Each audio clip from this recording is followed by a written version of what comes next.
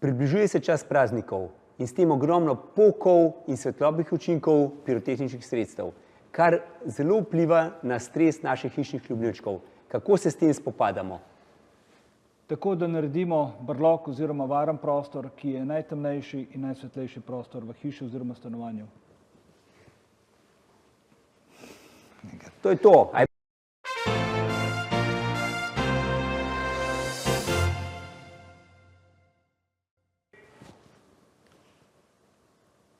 Drage gledalke, dragi gledalci, lepo pozdravljeni v oddaji Moj dom.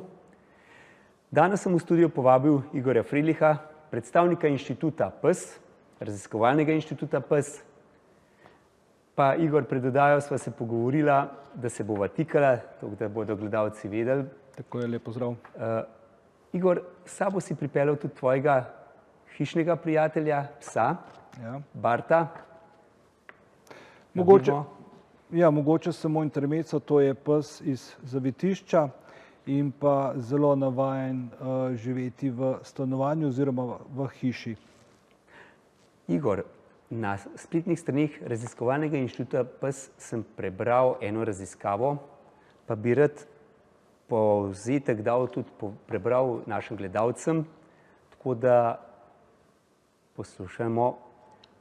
Obdobje praznikov, še posebej novoletni čas, je tesno povezan z uporabo pirotehničnih sredstev, ki jih mnogi ljudje dojemajo kot način za praznovanje. Vendar pa ta tradicija prinaša izjemno negativne posledice za številne živali, predvsem na domače ljubljenčke, kot so psi in mačke, ter na prosto živeče in rejne živali. Še posebej psom hrup, močni svetlobni učinki in vonj po eksplozivnih snoveh povzročajo velik stres, tesnobo in včasih tudi trajne zdravstvene težave. Čeprav ljudje ognjemete doživljamo kot del praznovanja, je za mnoge živali to obdobje groze in negotovosti. Igor.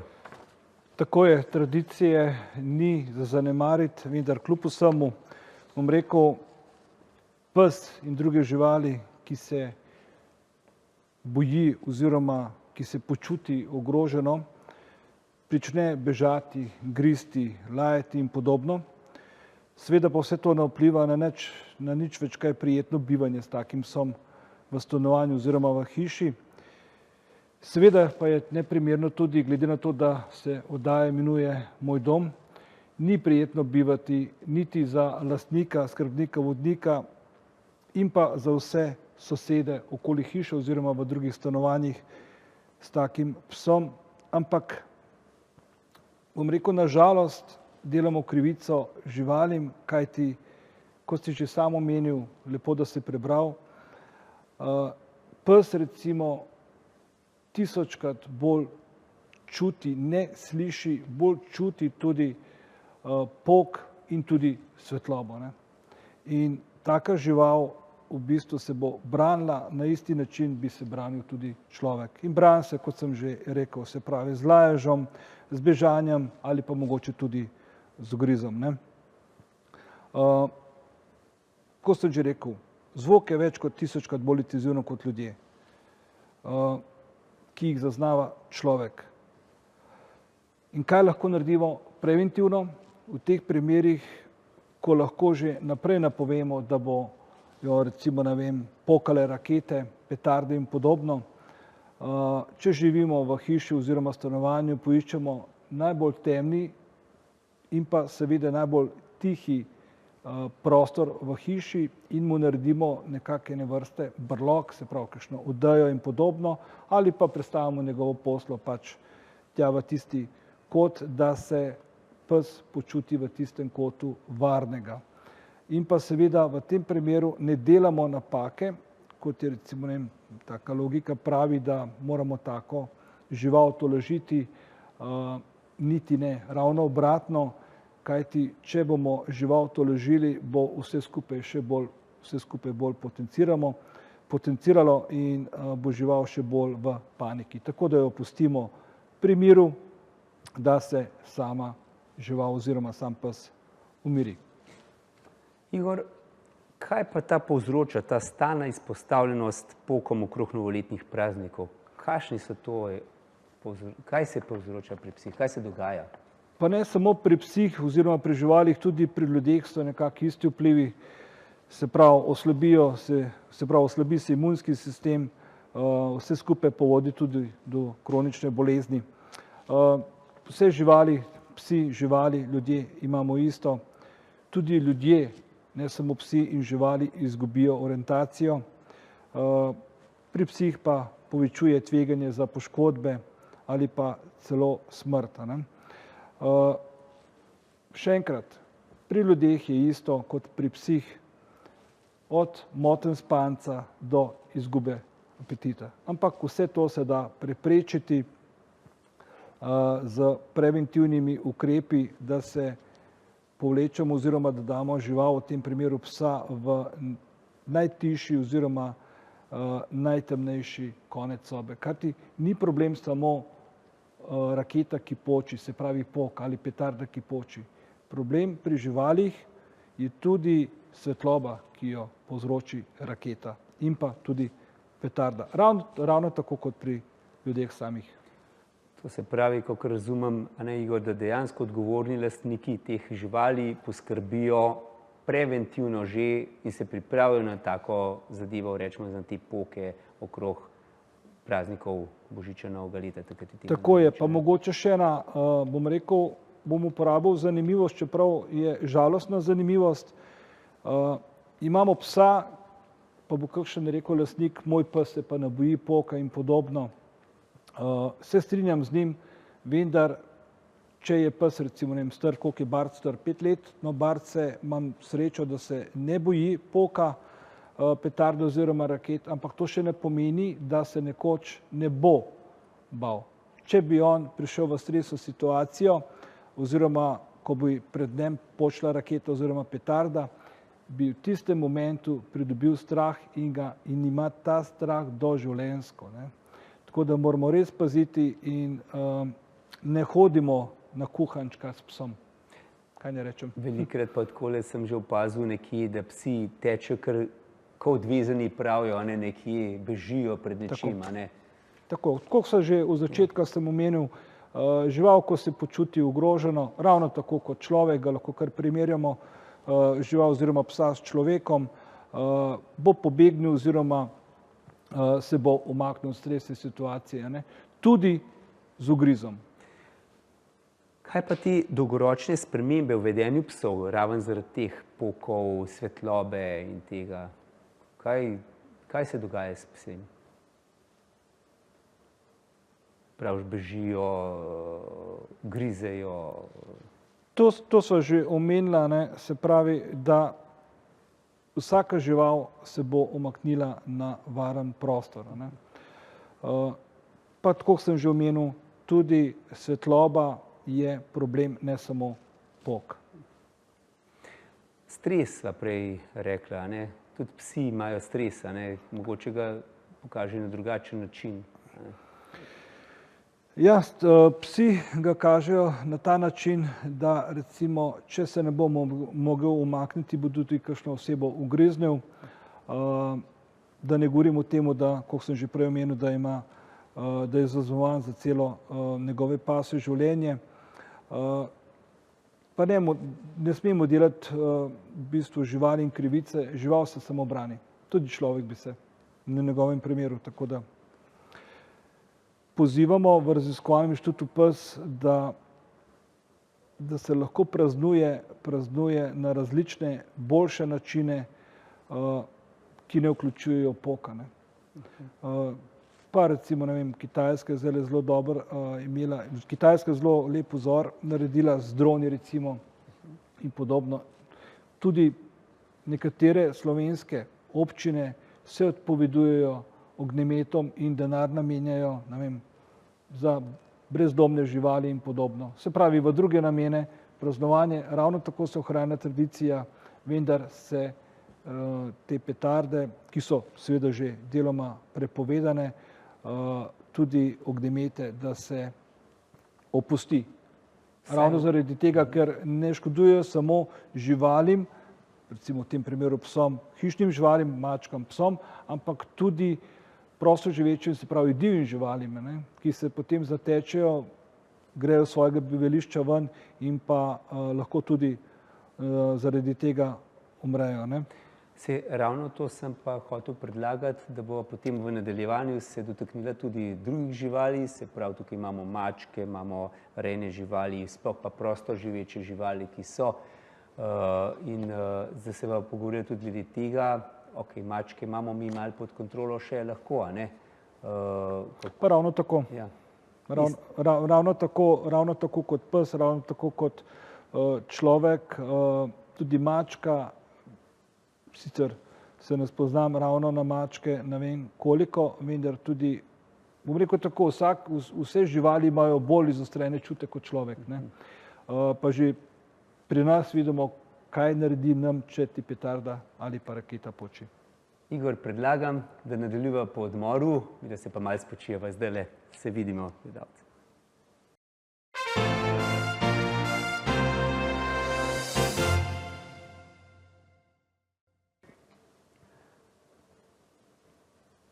Drage gledalke, dragi gledalci, spet lepo pozdravljeni nazaj v oddaji Moj dom. Z mano še vedno Igor Frelih, predstavnik raziskovalnega inštituta PES. Tako je, lepo in zdrav. seveda njegov pes Bart, ki je zelo pridno sodeluje tukaj pri nas v oddaji. Igor, pogovarjala sva se o stresu živali, malih živali ob teh praznikih, ob pokih, ob tej svetlobi, ki je. Rekla sva, da ni to samo, da na pse vpliva tudi na mačke in tukaj pozabljamo na rejne živali in pa seveda prosto večje živali. Tako je, divje živali. Ista zgodba, ne bi rekla, ne? Ista zgodba, tudi ista zgodba je pri ljudeh. Se pravi, vse, kar slabo vpliva na živali, vpliva tudi slabo na ljudi. S tem, da pri naše hišne živali recimo lahko še nekako zaščitimo, ne?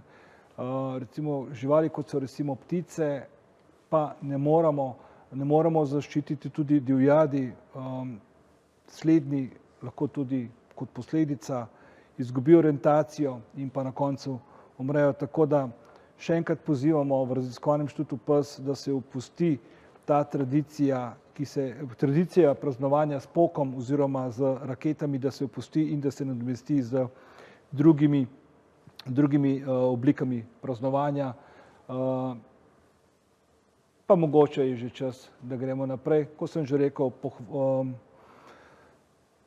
zelo smo veseli, ker prihajajo spodbudne novice, da nekatere občine oziroma nekatera tudi slovenska mesta že opuščajo, se pravi, ognjemete in pa namenjajo denar v druge namene, pa mogoče praznovanje z droni. Zakaj pa ne? A ne, saj če pogledamo, ni samo vpliv na živali in na ljudi, ta stres in te stvari. Tukaj se gre tudi za, da mi plačujemo nekaj, da s tem še, rečemo, uničujemo naravo. Praktično, kakšen je pa ekološki vpliv ognjemetov in pa teh petard in to na našo naravo, na našo bivalni prostor? Ognjemeti povzročajo, to je že seveda večkrat dokazano, onesnaženje zraka, tal in pa vode, zato ker se med pokom oziroma samim ognjemetom sprošča zelo veliko težkih kovin, recimo kot so bari, svinec, kadmij. Kot sem se pa že dotaknila, onesnaženje vpliva tudi na zdravje ljudi, živali na splošno in pa celotnih ekosistemov, se pravi divjih živali in pa vseh drugih žuželk in podobno. Kot sem že omenil, divje živali, kot so ptice, zaradi hrupa in dezorientacije izgubijo gnezda in pa celo poginejo. Pa bi mogoče na tem mestu omenil, v tem primeru smo se povezali z medijsko hišo N1 Slovenija, žal Tomas moram omeniti, ker so naredili čudovit članek in bi vse gledalke in pa gledalce pozval tudi na našo spletno stran, to je www.institutpes.si. Pod raziskovanjem oziroma pod članki vidite tudi ta članek, kjer se lahko preberete še mnogo več.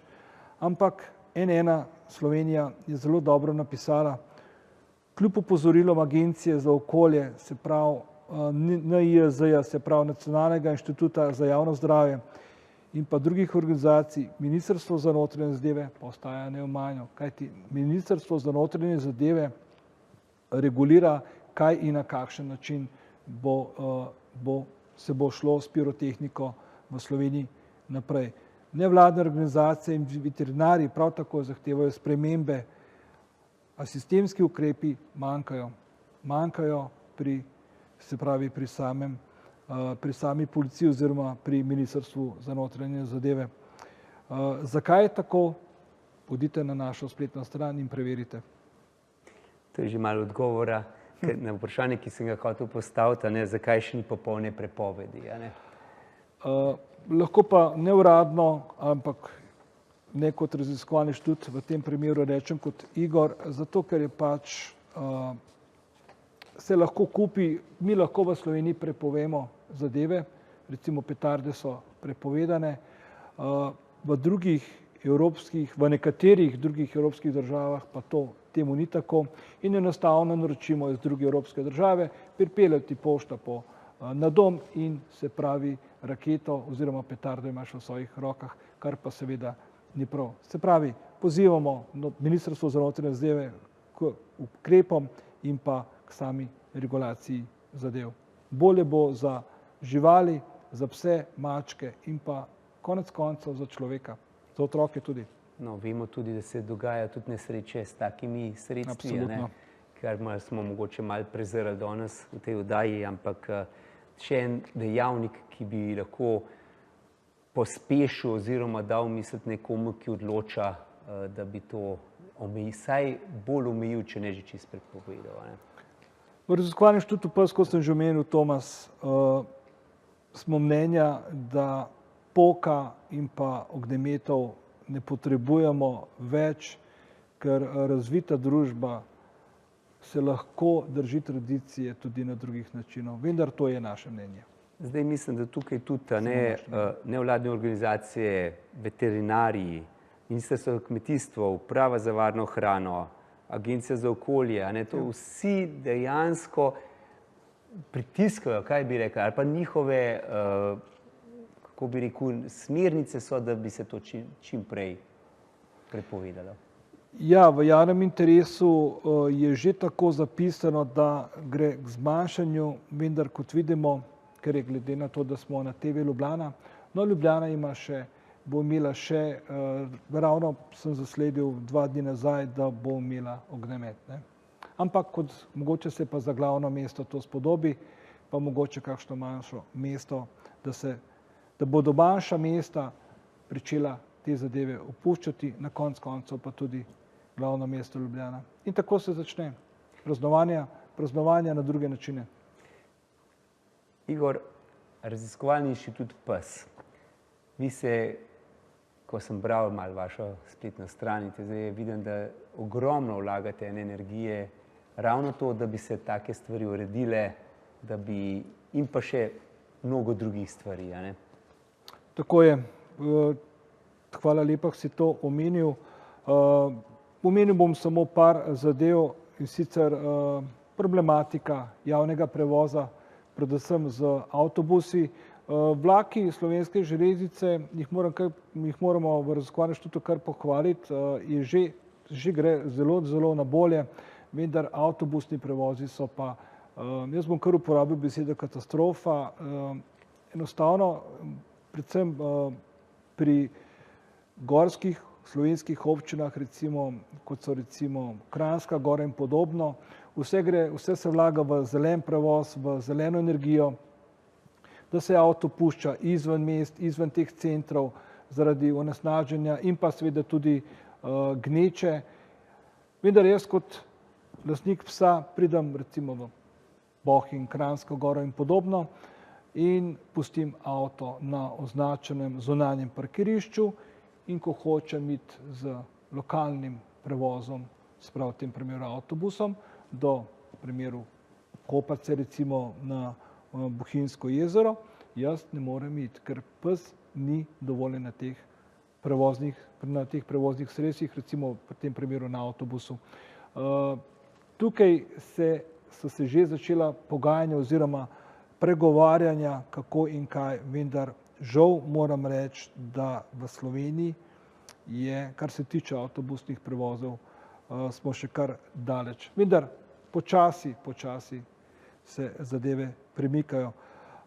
Želim tudi izpostaviti brezplačno cepljenje proti steklini, kajti če država zapoveduje, da je potrebno psa zakonsko cepiti proti steklini, kar se strinjamo, kajti samo s cepljenjem bomo obdržali status, da v Sloveniji ni stekline, in se strinjamo, da se žival cepi, vendar če že država nekaj zapoveduje, potem naj tudi nekaj primakne, vsaj za tisti del, vsaj za tiste pse, ki so v službi domovine. Pa lahko rečem, policijski, vojaški psi, seveda za njih poskrbi država. Vendar psi reševalci, psi vodniki slepih in slabovidnih, pa mogoče tudi terapevtski psi, to so psi, ki jih jaz zelo rad primerjam s prostovoljnimi gasilci. Se pravi, prostovoljnimi gasilci, lepo je, da so, ko se jih potrebuje, ko se jih ne potrebuje, so strošek. Ravno tako je s psi.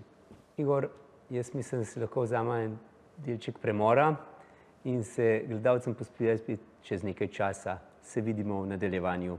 Se vidimo.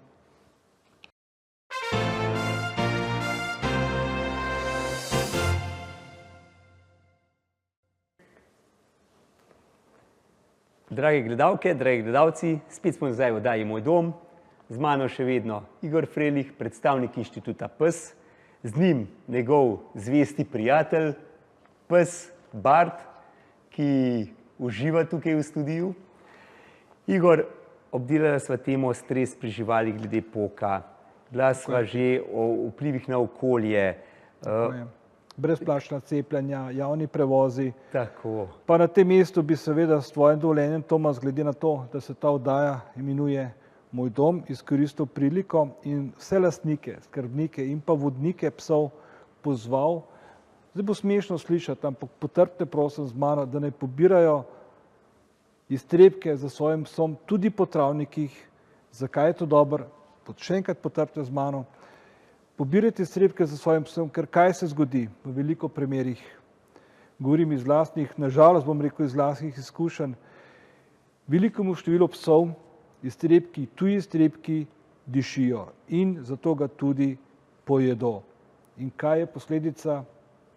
Pes dobi trebušne težave, ki rezultirajo, da dobi drisko, pa bruha, in to se ponavadi po Murphyjevem zakonu zgodi v stanovanju oziroma v hiši oziroma v prostoru, kjer živite.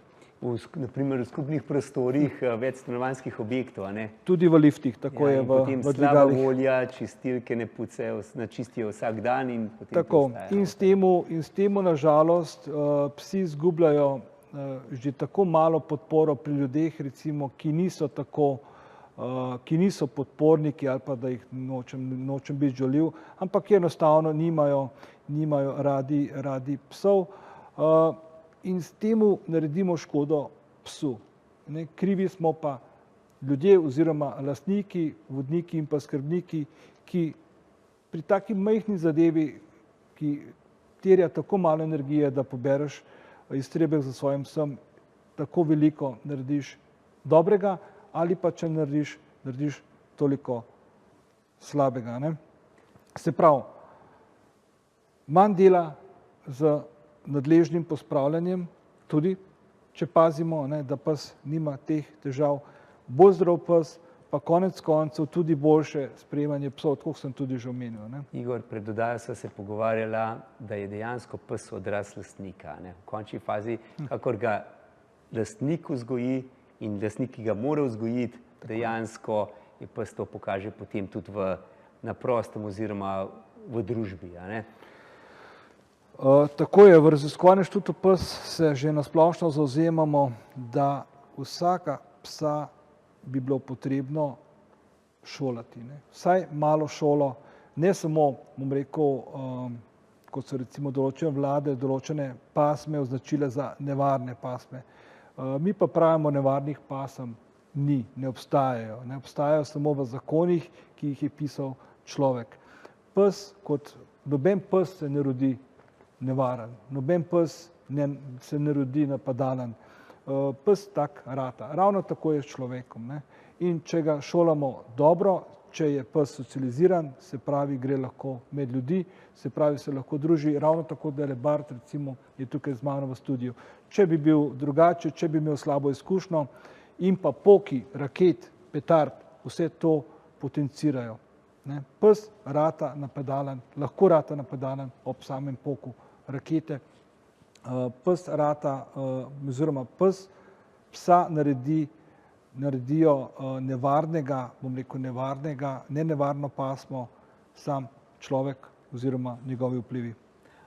Prebral sem na vaši spletni strani tudi, da se greste neki projekt Pes ni igrača. Tako je, tukaj bi se dotaknil zopet prejšnje teme. V našem inštitutu, lepo si rekel, pes ni igrača, jaz bi pa dodal odgovorno lastništvo živali. Tukaj izobražujemo z raznimi interaktivnimi delavnicami, se pravi mladino.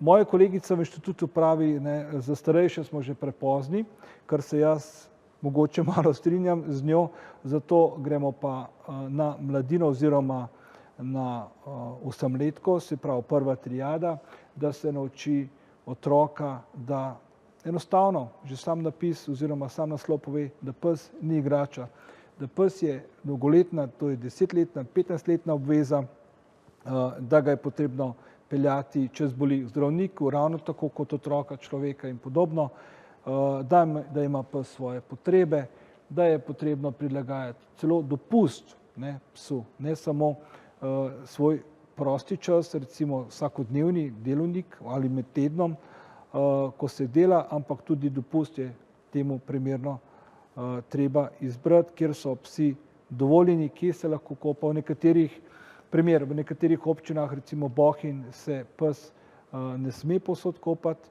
vendar prav je tako. Se gre potem tja, kjer so dovoljeni, kajti moramo narediti sinergijo sobivanja psa in pa človeka. Ker mi razumemo, mi smo ljubitelji psov, mi razumemo ljudi, ki nimajo radi živali iz takih in drugačnih razlogov okoli sebe, in tudi pri odgovornem lastništvu živali oziroma pri psu ni igrača poudarjamo, tudi če je pasja plaža, kot je primer na Slovenskem primorju ali pa Hrvaškem primorju, to še ne pomeni, da pes prosto teka povsod, ne samo po pasjih plažah, po vseh plažah.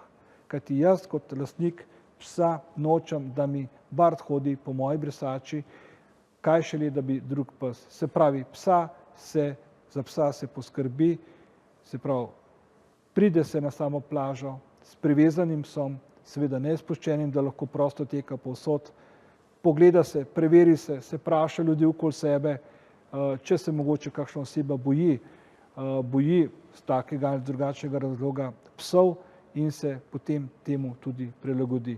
Definitivno se pa psa ne spušča prosto, da teka povsod. Zanimivo vprašanje, ki si mi ga zdaj razložil, ker se nam dogaja na plažah, ravno meni se je tudi zgodilo letošnje leto, da potem so psi pritekli pa hodili po brisači pa te zadeve, potem pa še tisti lastniki psov, kaj dela, zakaj psa podi stran in te stvari, se pravi, to dejansko je stvar, da ne bi smeli priti psi. To je stvar lastnika in pa odgovornega lastništva živali, ki ga tudi zagovarjamo v našem raziskovalnem inštitutu, ker pa je to, še enkrat, oddaja Moj dom, prav tako je zadeva velja za psa v večstanovanjskih hišah, se pravi v domače povedano v blokih, ne spuščamo psa po stopnišču, kajti žal veliko ljudi se boji psov, ampak ravno zaradi tega, ker jih je nekdo prej ustrašil z nekim drugim psom, potem so pa krivi vsi psi. Vem, da ni tako. Z odgovornim lastništvom bi pripeljali do tega, da bi psi, naši hišni ljubljenčki, lahko v miru sobivali z drugimi ljudmi. Zdaj bi pa še nekaj, ko se dotikava stanovanj, hiš, psi. Tukaj pri nas v Sloveniji se soočamo veliko ljudi, sploh starejših, ostanejo sami in tukaj pride tudi do ene, kako bi rekel, da nekdo sam se ne more več, rečemo, težko mu je, no. In tukaj imamo tudi pse kot čustvena podpora, ne, da ima nekoga, kako pa to gledate tukaj v vašem inštitutu? To je v našem inštitutu nekak pilotni projekt, ki smo ga ravno pričeli. Žal v Sloveniji tega še, v samostojni Sloveniji tega še ni bilo. To so psi za čustveno podporo.